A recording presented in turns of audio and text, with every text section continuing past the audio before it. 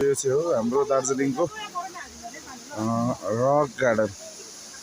टुरिस्टहरूको घुल चाहिँ यहाँ तपाईँहरूले देख्न सक्नुहुन्छ। अहिले दिनभर टुरिस्टहरू यसरी बढिरहेको छ, आइरहेको छ है। राम्रो कुरा हो जो चाहिँ दार्जिलिङको लागि।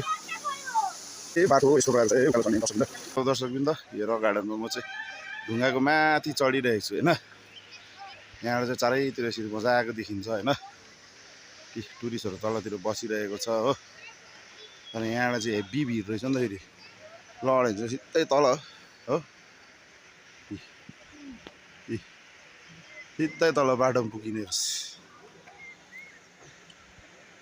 तर फोटो खिच्नुको लागि, सेल्फी हान्नुको लागि चाहिँ मजाको छ यो ढुङ्गा होइन।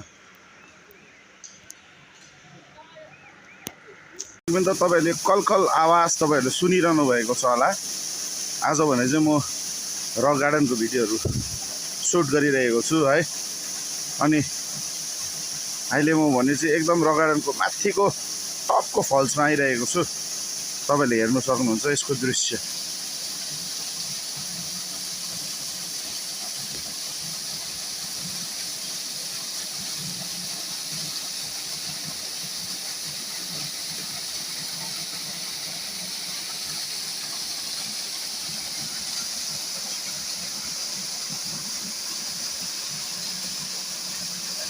यो चाहिँ एकदमै नेचुरल झरना हो है, म्यानमेड होइन। यो चाहिँ एकदमै नेचुरल झरना।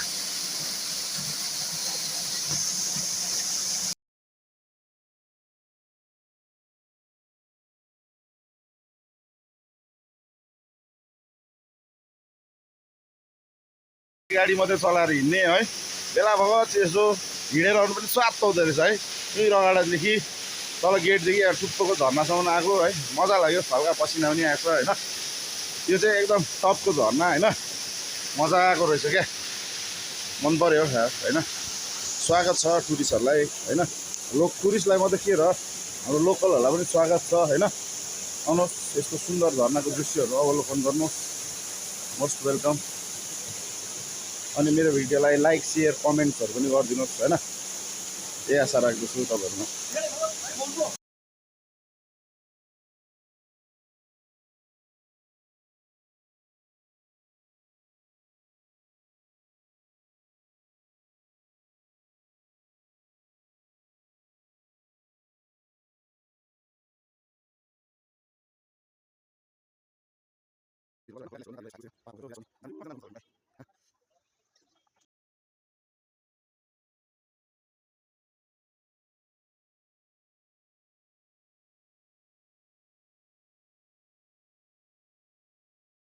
तपाईँहरूलाई मैले अघि नै दृश्य अवलोकन गराइसकेँ रक गार्डनको। यदि तपाईँहरू रक गार्डन आउनु भयो भने हाम्रो यहाँनिर हाम्रो दुईजना दिदीबहिनी, नाना यता हेर्नुहोस् त, हाई गर्नुहोस् त।